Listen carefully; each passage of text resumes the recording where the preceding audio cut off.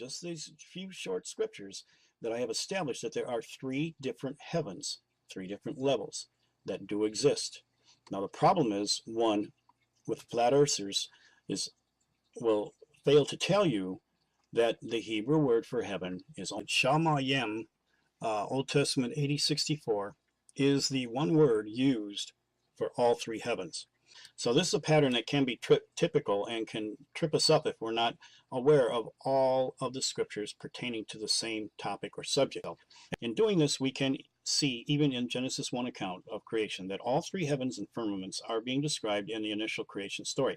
Lack of understanding the three-level heavens is what leads the flat earthers' belief that of what would seem very logical, actually, if there was only one heaven with one firmament. So in their defense, it may not seem so outrageous as most of us might think. True Bible cosmology, however, tells us that there are three different realms with three different firmaments separating them from one another. Some well-meaning promoters of the flat earth, never having the proper education of biblical teaching, would not know this and are, to an extent, innocently or ignorantly teaching a wrong concept. Others, and many of the well-produced documentaries on the flat earth, know better and are the snakes and deceivers who hold back the understanding because they want you to believe the foolishness with only a limited knowledge of the scriptures and a twisting of them.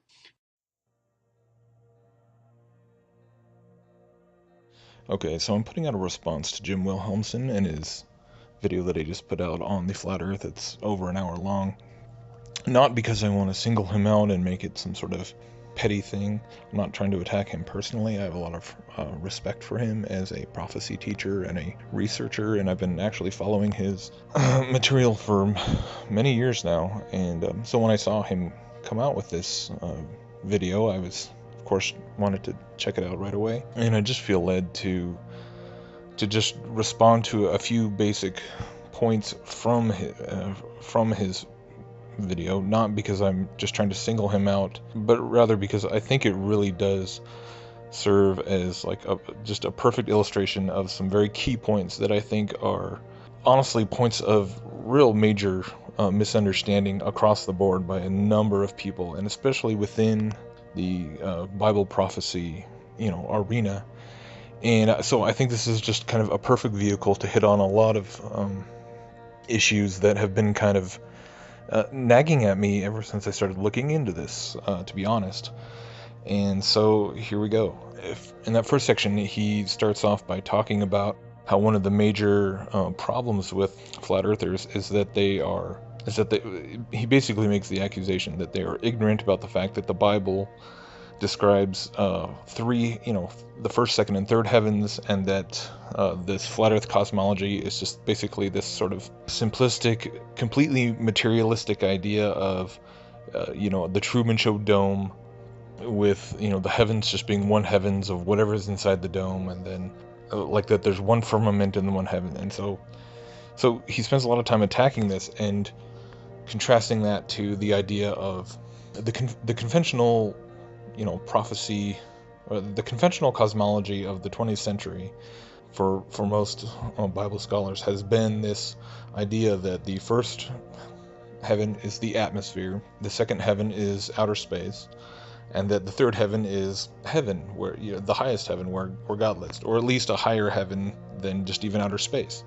And this is a really, really important point that I feel like just has to be hammered home, because what is being, and this amazes me, because what is not being acknowledged is the fact that in this cosmology, you are going above and beyond conventional quote-unquote science that NASA and the quote scientific community asserts is the universe, okay? And as such, okay, it is still an enclosed cosmology, and that is the whole point, is that no matter how you want to slice it, no matter how you want to, try and expand or contract or describe things, according to the Bible, the creation is finite. The Creator is infinite. So even if you want to think of this massive universe with billions of light years across, there is an edge to it, right? And this really is counter to everything that the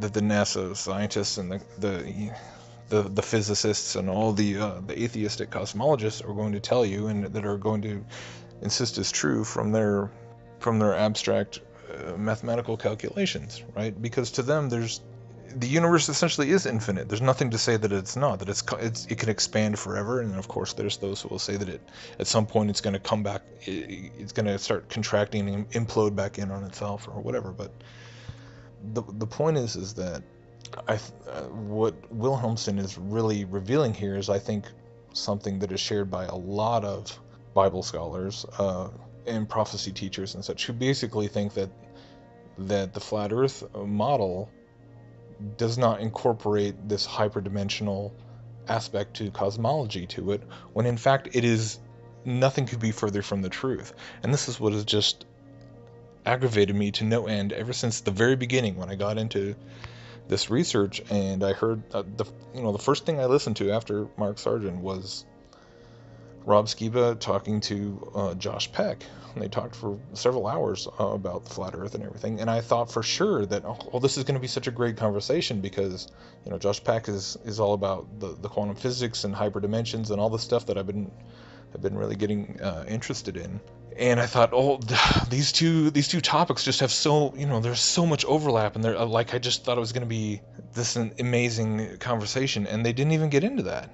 And Josh Peck did not even seem to be able to see that within the enclosed cosmology, even this ancient Hebrew cosmology that we've seen, this picture of basically the bubble with the flat Earth in the middle, that doesn't go away. If anything, it becomes even more pronounced and even more central to all of it. And this is a thing that is really, really what it boils down to, is that in this video by Wilhelmsen himself, he actually spends a lot of time openly telling you that his own previously published theories on prophecy interpretation, and he talks about this one with, that he's put out for the Prophecy Club, and dealing with the tribe of Dan and the three frogs and everything, that it absolutely requires outer space and space exploration as part of the narrative, part of the explanation. And he talks about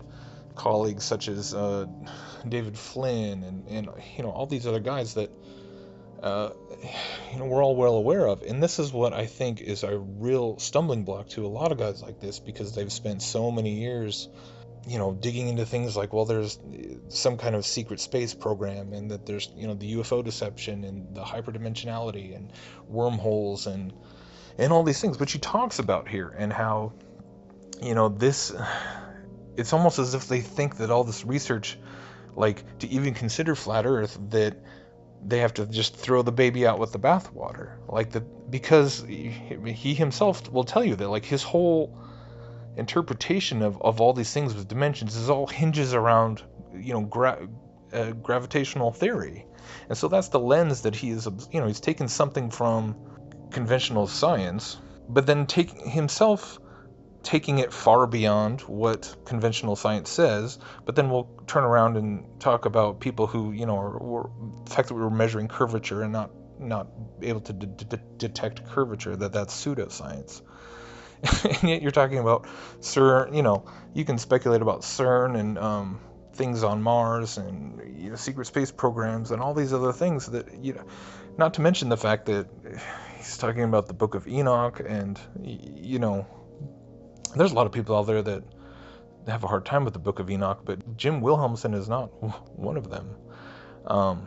And so this is just what astounds me, because even in this video he's quoting from Enoch, but then saying that it completely describes gravity and outer space and the belt of the gravitational system, while completely ignoring that, there's an entire chapter on the courses of the heavenly luminaries, and it just plainly equates angels and stars and the celestial bodies, and it just you go on and on and on. But it's like, if you can't really get to that point where you're willing to go, hey, I have years of research, I have years of material that is invested that incorporates the paradigm of space, and this is what because really it does not require guys like Jim Wilhelmsen, Ellie Marzulli, Stan Deyo, David Flynn, all these guys that were at that UFO conference that he mentions, all these guys have done so much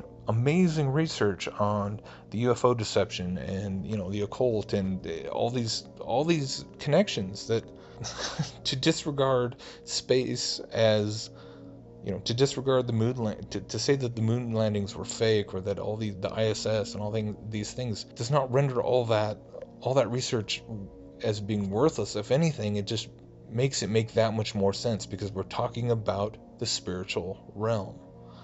That's why all these occultists got into rocketry. And he even says in his video that he believes that, the space program got into the second heaven and even the third heaven.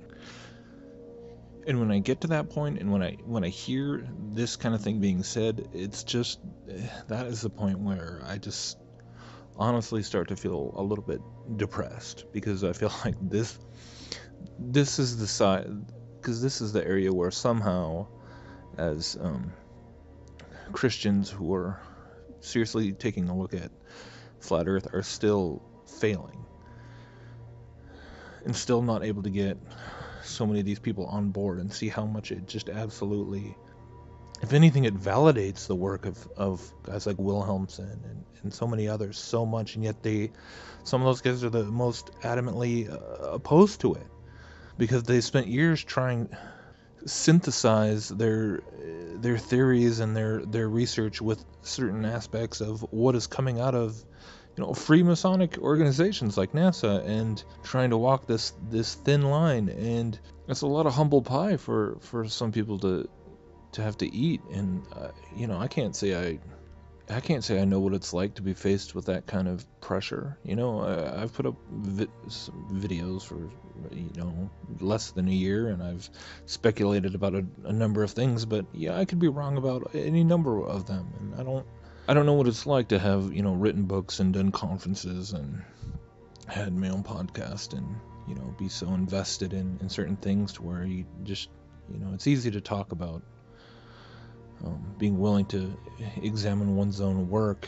When I've never been on that kind of a level. But so I say all this with a soberness, because for me that it really is, it's the broader question of cosmology, which is central to it all. And we spend so much time just yammering about a flat Earth, so that guys like Wilhelmsen, who should honestly be at the forefront of this research. He should, this is a guy who's been exploring hollow Earth for, why is hollow Earth not,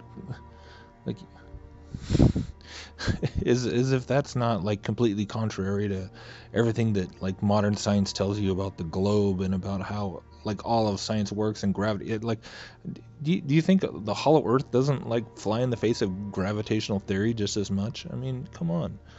I don't know. I don't get it. I don't understand. But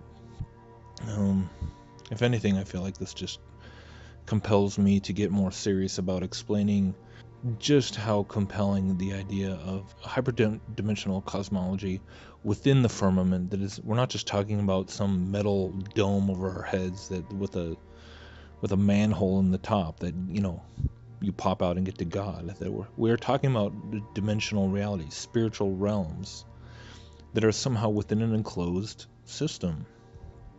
And you can exactly where the lines are between allegory and literalism. There's a lot of finer points that are still up for debate. I don't have some hard set theory. I just think the fact that so many Christians they immediately gravitate to the most caricaturized idea and caricaturized model, and then just pick it apart and pick apart straw man ideas, is just so aggravating. So I'm pretty frustrated. I would have left a comment on Wilhelmsen's video. If he's listening to this, I hope he knows that I'm not.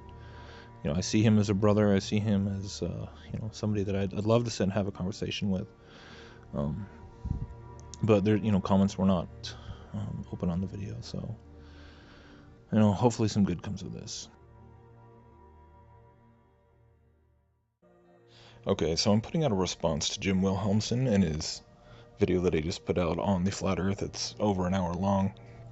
Not because I want to single him out and make it some sort of petty thing. I'm not trying to attack him personally. I have a lot of respect for him as a prophecy teacher and a researcher, and I've been actually following his material for many years now. And so when I saw him come out with this video, I was... Of understanding the three-level heavens is what leads the flat earthers belief that of what would seem very logical, actually, if there was only one heaven with one firmament. So in their defense, it may not seem so outrageous as most of us might think. True Bible cosmology, however, tells us that there are three different realms with three different firmaments separating them from one another. Some well-meaning promoters of the flat earth, never having the proper education of biblical teaching, would not know this and are, to an extent, innocently or ignorantly teaching a wrong concept. Others, and many of the well-produced documentaries on the flat earth, know better and are the snakes and deceivers who hold back the understanding because they want you to believe the foolishness with only a limited knowledge of the scriptures and a twisting of them. That the Hebrew word for heaven is Shamayim, Old Testament 8064, is the one word used for all three heavens. So this is a pattern that can be typical and can trip us up if we're not aware of all of the scriptures pertaining to the same topic or subject. In doing this, we can see, even in Genesis 1 account of creation, that all three heavens and firmaments are being described in the initial creation story. I